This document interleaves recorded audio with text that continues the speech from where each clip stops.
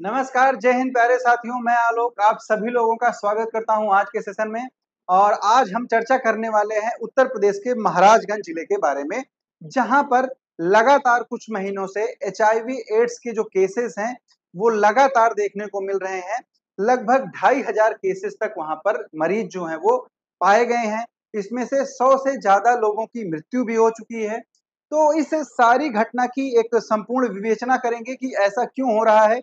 क्यों सिर्फ महाराजगंज जिले में ही ये केसेस जो हैं वो रैपिडली बढ़ रहे हैं और उत्तर प्रदेश का जो महाराजगंज है वो एक एड्स कैपिटल के रूप में निकलकर सामने आ रहा है। इन सारी चीजों पर चर्चा करेंगे। अगर आपने चैनल को सब्सक्राइब के नहीं किया है तो प्लीज एक बार चैनल को सब्सक्राइब करते हुए आगे बढ़ेंगे। ये सारी न्यूज आर्टिकल्स आपने देखे होंगे। महाराजगंज में गर्भवती समेत 14 नए लोग एचआईवी संक्रमित। महाराजगंज में एक महीने में 14 एचआईवी पॉजिटिव। 14 एचआईवी पॉजिटिव मिले, जिले में 2360 मरीज। तो ये सारे जो न्यूज़पेपर हैं, ये क्यों कवर कर रहे हैं महाराजगंज को लगातार? इन सब चीजों को यहाँ पर हम देखने वाले हैं। तो न्यूज आपने पढ़ी होगी, क्यों ये चीजें यहाँ पर आई हैं, ठीक है। तो महाराजगंज में अभी-अभी 14 लोगों को क्या हुआ, एचआईवी पॉजिटिव किया कराया गया। उनका टेस्ट जो है वो एचआईवी पॉजिटिव आया है। इसमें लगभग 1108 लोगों का टेस्ट किया गया था और 1108 लोगों में 14 लोग जो है वो पॉजिटिव आए। अगर आपको ये लग रहा है कि 1108 में सिर्फ 14 लोग पॉजिटिव आए हैं, तो बंधु मैं आपको बताना चाहूँगा कि ये कोई नॉर्मल जुकाम, बुखार या फिर ऐसा कोई नॉर्मल रोग नहीं है कि जो एक चलिए 1100 लोग थे, वहाँ पर 14 लोगों को ही हुआ है, ठीक है? ये एचआईवी एड्स की बात हम यहाँ पर कर रहे हैं, जिसका इलाज अभी तक पूरा-पूरा संभव नहीं है। कोई भी प्रमाणित दवा इसकी अभी तक नहीं बनी है, कोई भी प्रमाणित टीका इसका नहीं बना है। तो यहाँ पर क्या होता है कि स्वास्थ्य विभाग की जो रिपोर्ट है, उसके अनुसार महाराजगंज में जो टोटल मरीज हैं, उनकी संख्या हो गई है 2360। जून का महीना था, जून के महीने में 1108 लोग टेस्टिंग कराते हैं और इस 1108 लोग में अगर आप डिवाइड करें तो 393 पुरुष थे, 489 महिला थी और 226 प्रेग्नेंट लेडीज यहाँ पर थी। फिर इनमें जब इसका परिणाम आता है, रिजल्ट्स आते हैं, तो 393 पुरुषों में 10 जो है वो पॉजिटिव पाए जाते हैं। 489 महिलाओं में 3 महिलाएं पॉजिटिव पाई जाती हैं और 226 प्रेग्नेंट महिलाओं में 1 प्रेग्नेंट महिला जो है वो पॉजिटिव यहाँ पर पाई जाती है। और जो सबसे बड़ा कंसर्न है वो यही है कि प्रेग्नेंट महिला भी एचआईवी पॉजिटिव है, तो उसके पेट में पल रहा जो बच्चा है, जो नवजात है, उसके ऊपर क्या असर पड़ जाएगा? क्या उसको भी वो संक्रमण मिलेगा जो अभी इस दुनिया में आया ही नहीं है या फिर जो आने वाला है? अगर आप बात करें तो भारत में 25 लाख से ज़्यादा एचआईवी संक्रमित हैं। ये आपके पिछले 10 सालों का डेटा है जो लगातार बढ़ता जा रहा है, ठीक है? तो 2023 में लगभग साढ़े 25 लाख एचआईवी से पॉजिटिव थे। क्लियर? तो अब क्या किया गया है, जो गर्भवती महिला हैं, उनका जो प्रसव होगा यानी कि जो उनकी डिलीवरी होगी, वो एक मेडिकल टीम के अंतर्गत होगी, ठीक है? क्लियर? यहाँ पर क्या है कि जो महिला है उनको काउंसलर के संपर्क में रहने के लिए बोला गया है। क्यों? क्योंकि कभी-कभी मेंटली आदमी क्या हो जाता है, डिप्रेस्ड हो जाता है कि एक माँ का जो एक वात्सल्य प्रेम होता है, वो निकल कर सामने आता है और वो एक जो ओवर थिंकिंग होती है, वो आदमी को थोड़ा-सा क्या कर देती है, डिस्टर्ब कर देती है। ठीक है? तो बच्चे यहाँ पर सबसे इम्पोर्टेंट ये है कि महिला जो है अगर डिप्रेस्ड होती है तो उसके नवजात पे भी असर यहाँ पर पड़ेगा, इसलिए उसको काउंसलर के साथ रखा गया है और डॉक्टर्स की जो टीम है पूरी वो महिला की देखभाल यहाँ पर कर रही है। ठीक है? उसके बाद ज़रूरी क्या होता है, अगर प्रेगनेंसी में आपको एचआईवी हो जाता है किसी भी महिला को, तो माँ और गर्भ में पल रहे बच्चे की नियमित तौर पर देखभाल ज़रूरी है। इन्फेक्शन का रिस्क कम करने के लिए प्रेग्नेंट महिला की निगरानी ज़रूरी है। गर्भवती महिला को एंटी रेट्रोवायरल वो दवाइयाँ होती हैं जो आपकी इम्यूनिटी को थोड़ा-सा बढ़ाती हैं। आपकी जो आरबीसी होती है, जो रोगों से लड़ने की क्षमता होती है आपको, उसको वो इंक्रीज़ करती हैं, क्योंकि एचआईवी एड्स जो है वो आपके इम्यूनिटी सिस्टम को वीक कर देता है। आपका जो प्रतिरोधक क्षमता है शरीर की, उसको वो क्या करता है, उस पे हमला करता है आपके रोग प्रतिरोधक क्षमता को धीरे धीरे धीरे धीरे करके वो समाप्त करता जाता है, और इसके लिए ये लगभग 10 से 15 सालों का समय लेता है। ठीक है, क्लियर। तो यहाँ पर ये चीजें होती हैं। नियमित इलाज और वायरस के इन्फेक्शन की आशंका काफी हद तक कम होती है। कब? जब एंटी रेट्रोवायरल दवाएं ली जाती हैं। यूनिवर्सल एचआईवी टेस्टिंग और काउंसलिंग के जरिए इनकी जांच की जाती है, और सारे वो कदम उठाए जाते हैं जिससे गर्भ में पल रहे बच्चे के साथ कोई भी ऐसी घटना ना हो कि उसको भी एचआईवी हो। क्योंकि आगे मैं आपको अभी बताता हूं कि एचआईवी जो है वो होता कैसे है और ट्रांसफर कैसे होता है। ठीक है, तो किसी नवजात को बचाने के लिए क्या दवाई हैं? तो दवाई में सिर्फ अभी क्या है, एंटी रेट्रोवायरल दवाइयां जो हैं वो अभी अवेलेबल हैं। यही दवा है जो वयस्क को भी दी जाती है और नवजात को भी दी जाती है। ठीक, क्लियर।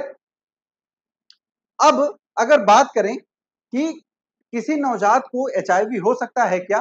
ठीक है, तो एचआईवी जो मेन होता है, अगर नवजात को हो रहा है किसी, मान लीजिए कोई एक महिला है और उसके पेट में कोई बच्चा है, तो एचआईवी उसके दुग्धपान से, ठीक है, दुग्धपान से या फिर प्रसव के दौरान अगर ब्लड जो है कांटेक्ट में आ जाता है।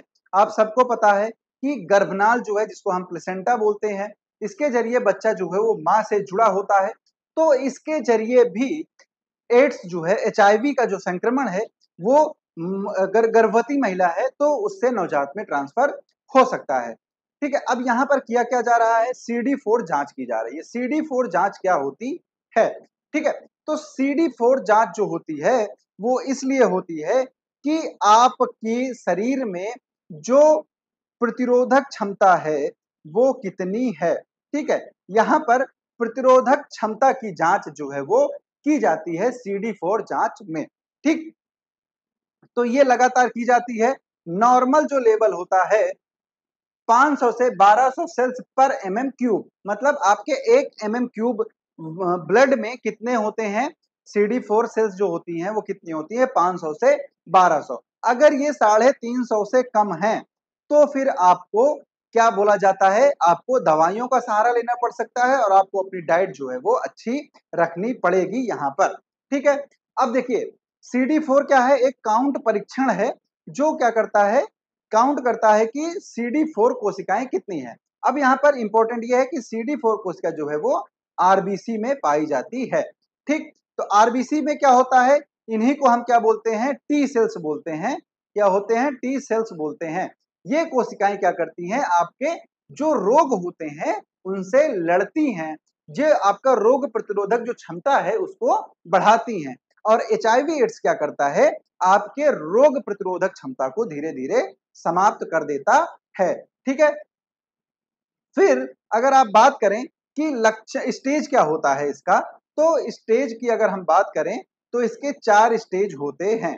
ठीक है, टोटल कितने स्टेज होते हैं, 4 स्टेज जो है वो होते हैं किसके, आपके एचआईवी संक्रमण के। ठीक है, हमने क्या बात करी है, एचआईवी संक्रमण की बात करी है। तो फर्स्ट स्टेज में क्या होता है, आपको एचआईवी जो है वो वायरस क्या करेगा, एंट्री करता है कहां पर, बॉडी में, और कुछ दिन के लिए आपको जुखाम, बुखार, सर दर्द, बदन दर्द, ये सारी चीजें यहाँ पर होंगी। उसके बाद 10 से 15 साल के लिए ये आपकी बॉडी में क्या करता है, शांत हो जाता है, और शांत होके क्या करता है, आपके जो इम्यून सिस्टम है, ठीक है, इम्यून सिस्टम को ये धीरे धीरे क्या करता है, कोलैप्स करना स्टार्ट कर देता है, नष्ट करना स्टार्ट कर देता है। तो धीरे धीरे आपके इम्यून सिस्टम, आपकी जो रोग प्रतिरोधक क्षमता है उसको इतना वीक कर देगा कि थर्ड और फोर्थ स्टेज में आपकी मृत्यु तक हो सकती है। और अगर टाइम पर इलाज नहीं किया तो डेफिनेटली आपकी मृत्यु हो जाएगी। ये है कि एचआईवी का जो संक्रमण है ये काफी टाइम लेता है यहाँ पर।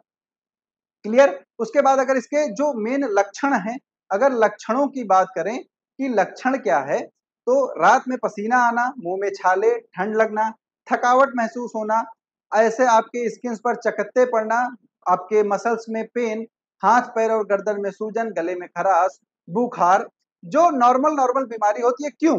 क्योंकि आपका इम्यून सिस्टम खत्म हो चुका है। तो जो भी आप रोग आपके ऊपर अटैक करेगा वो आपके शरीर पर कब्जा जमा कर बैठ जाएगा। तो ये सारे क्या हैं, लक्षण हैं किसके, एचआईवी संक्रमण के। ठीक है दोस्तों, तो ये क्या है, इससे बचने के लिए आपको क्या करना है, आपको कुछ चीजें हैं जो मैं सजेस्ट करना चाहूंगा। पहले देखिए, ये फैलता कैसे है, तो फैलने के पीछे कुछ रीजंस होते हैं। सबसे पहला होता है अनसेफ सेक्स होता है। ठीक है, क्लियर। अनसेफ सेक्स में अगर आप प्रिकॉशन यूज नहीं करते हैं तो आपको एड्स हो सकता है, एचआईवी का संक्रमण हो सकता है। ये वीर्य के जरिए या फिर योनि द्रव जो होता है उसके जरिए आपसे स्प्रेड हो सकता है मेल और फीमेल में। ठीक है, पहली बात। दूसरी बात, जो सिरिंज होती है डॉक्टर्स की, ये क्या होती है, अगर किसी एचआईवी संक्रमण व्यक्ति में यूज हुई है उसके बाद आप पे यूज होती है तब हो सकता है।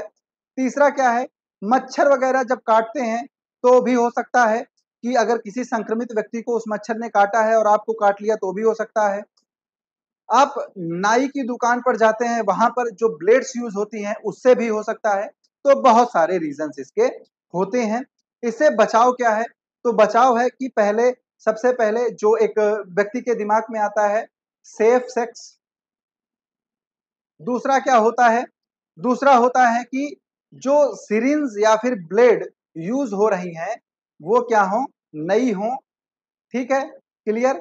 उसके बाद आपका जो इम्यून सिस्टम है वो थोड़ा स्ट्रांग होना चाहिए और आप अपने डाइट पर प्रॉपर ध्यान देते रहें और नॉर्मल टाइम में ये जरूरी है। ठीक है, तो ये था पूरा एड्स का जो महाराजगंज में फैल रहा है उसका पूरा डेटा और एड्स के बारे में थोड़ी सी जानकारी मेरी तरफ से। तो चलिए मिलते हैं अगले एपिसोड में। Thanks for watching this video. Like share subscribe बिल्कुल ना भूलेंगे। और चलिए, जय हिंद, जय भारत।